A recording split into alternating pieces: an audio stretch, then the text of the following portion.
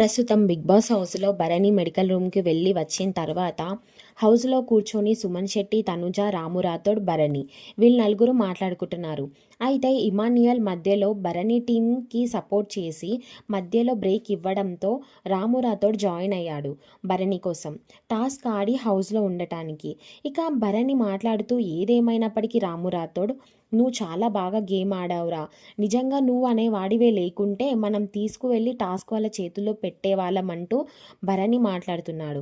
అయితే తనుజ అంటుంది, నిజమేరా రాము, నువ్వు నిజంగా ఈరోజు నెక్స్ట్ లెవెల్ గేమ్ ఆడావంటూ రాముని ఆకాశంలోకి ఎత్తేస్తున్నారు భరణి, తనుజ.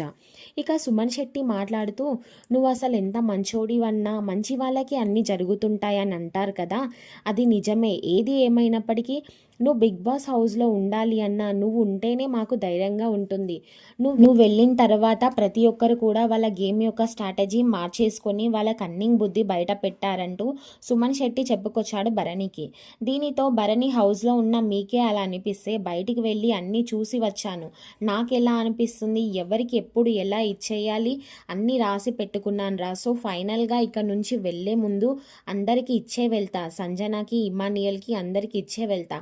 కానీ మన నలుగురం కూడా ఎవరి ఇండివిజువల్ గేమ్ వాళ్ళ ఆడితేనే మంచిగా ఉంటుంది. బాండింగ్స్ అని అంటున్నారు కదా, అవి అన్నీ పక్కకు తీసేసి మనం గేమ్ ఎలా ఆడుతున్నది అనేదే జనాలు చూడాలి అంటూ చెప్పుకొచ్చాడు భరణి. మరి ఈ విషయంపై మీరేమంటారో అనేది కామెంట్ చేయండి.